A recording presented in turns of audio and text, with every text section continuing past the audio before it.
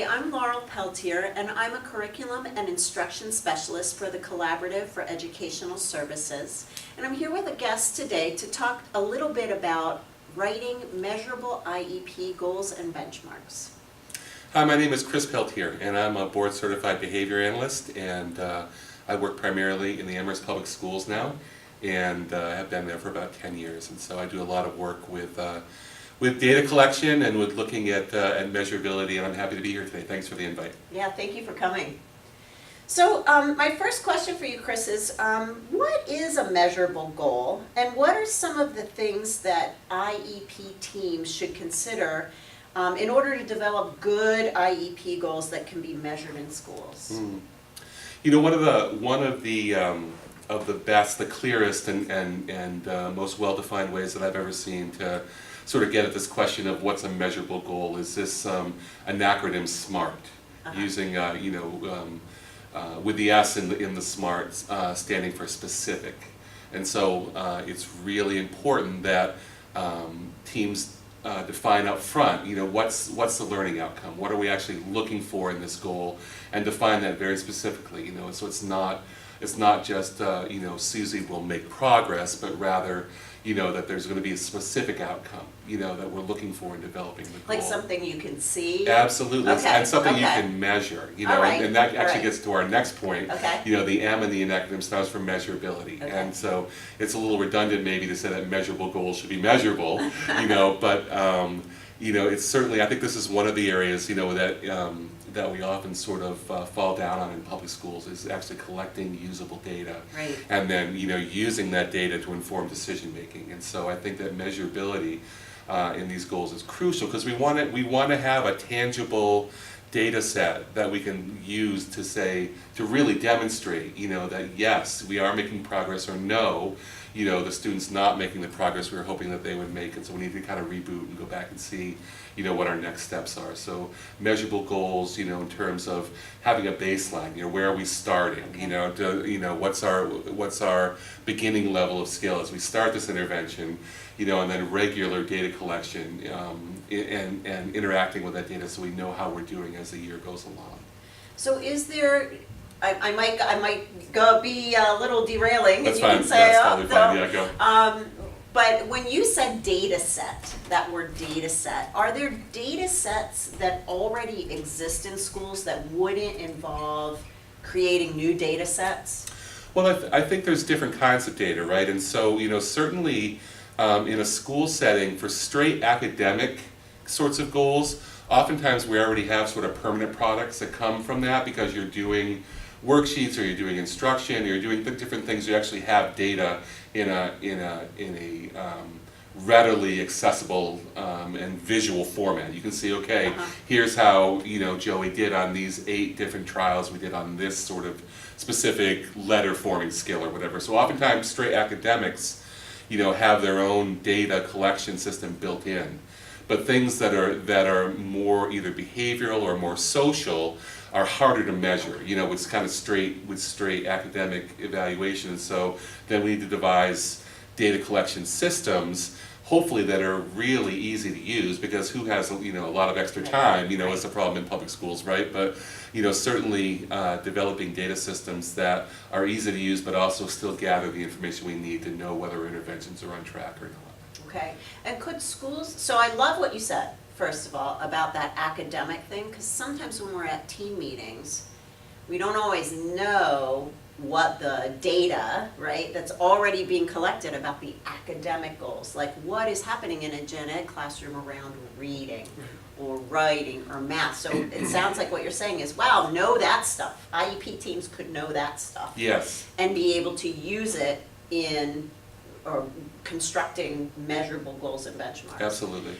Is it ever legitimate or a good thing around kind of the social, emotional, or behavioral data to use things like attendance or incident reporting or things like that? Or do you think, wow, we should stay away from those kind of already existing data sources? No, I think those are very legitimate as well. I don't think they tell the whole story, but certainly, some kind of incident reporting format that a school might be using, or some kind of attendance data is another example, or signposts, along the way. They probably won't give you all the information that you want to know how your intervention is going, but certainly they're usable data points that you can incorporate into whatever you're doing. Yeah, Right, yeah. okay.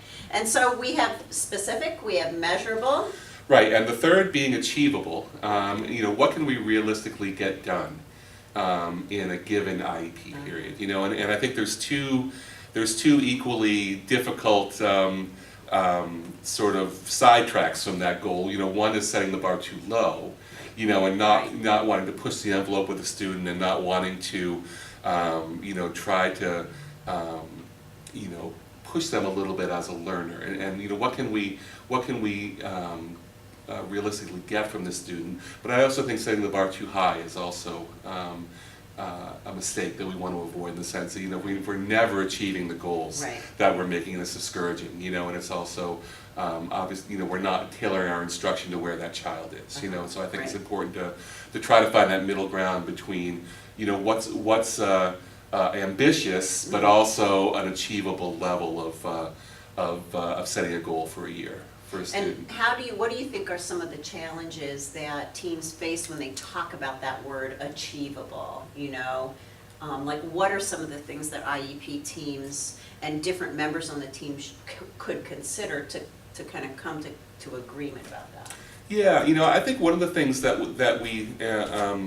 we don't do enough of is looking at the history. And so what has been the child's pace of gaining new skills, and so I think that's a real indicator. And in many times, what can we expect for the future? And again, I don't want to limit any child by saying this is what's happened in the past, or this is what we can expect. But being conversant with the experience of the child and the team, in sort of this skill acquisition phase, and knowing the pace of instruction and what works for a child, I think helps us to figure out what that kind of fertile middle ground is in developing achievable goals. So knowing what the data is, right? We're back to that word. Data, right. And like both the progress reports, the work samples, right. Okay. Right. All right, well that's good. And so now we have achievable. Right, and so R stands for relevant, and I think that's really an important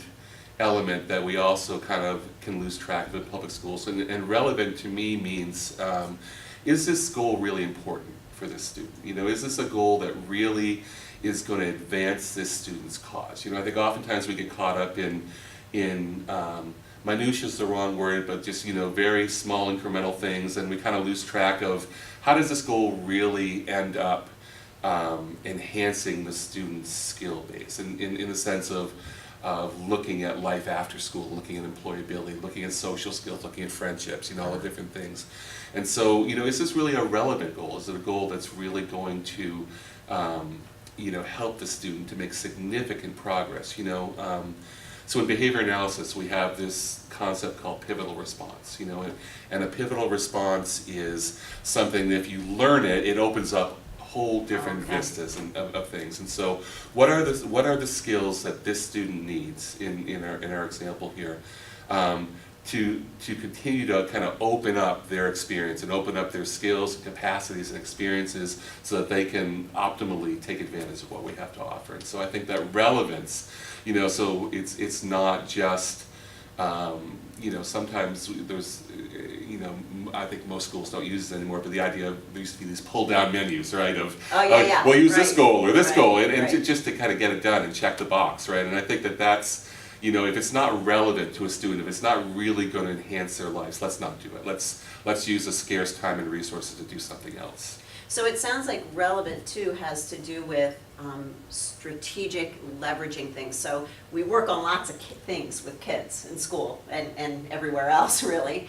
But then this relevant thing has to do with focusing on goals and benchmarks that are gonna give you leverage more doors or leverage. So we'll work on a lot of details, a lot of smaller specific details, but a good goal has to do with skills that that are bigger than that. Absolutely. Scope and impact. Absolutely, yeah, I think so. And the final letter of our acronym is the T for just that, time limited. What's the time in which we think a certain goal, can be accomplished. And I think, again, with the IEP process, that time is usually fairly delineated anyway, you know what I mean? We So have, like a start and an end. yeah, time. start and end date, Okay, with, okay. with, quarterly progress and, but I think, I do think that, that we need to be looking at these goals more often than we do, and I think because, we don't want to spend a whole quarter doing something that's going nowhere, whereas if we could have checked, and again, time is always the barrier, right?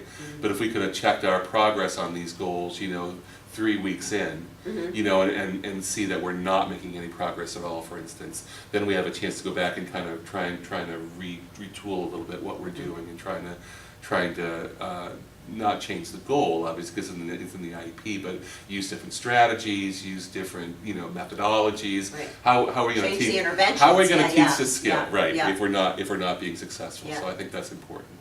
So that's interesting when you say, I like what you're suggesting, I think, if I'm hearing you right, is that if we have a good measurable goal, there might be shorter timelines.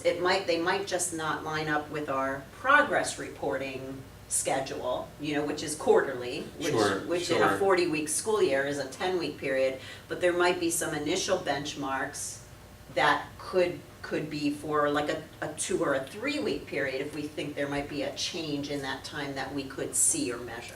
I think that's true, and for some kids that might be the case, but I also think that even if it's more informal than just having specific time limit benchmarks, even if if part of our practice is that we're checking in more frequently with the data, even in an informal way. Okay, we're 3 weeks in, we're 4 weeks in. How are we doing? Are we making any progress? Are we seeing any change in capacity or skill level? And that will help us to figure out, all right, so the way that we're trying to teach the skill now isn't really working. How do we retool? How do we try a different strategy? How do we try a different intervention, different motivation? There's all sorts of different things we can tweak when we know that something is being less effective than we'd hoped it was going to be. Well, and it sounds like this is going to involve some work before coming to the table as an IEP team. Some thought, right? Some careful thought. Yeah, I think that's big. And again, the problem is, especially for ETLs, who have, 200 meetings a year or whatever, where do you find the time to do that pre-work? But I do think it's really important, that we find time to come to the table knowing a couple things that'll help us to really plan well for a student. Right, so somehow working with your teams to have efficient processes for doing the work before the meeting. Right. Got it.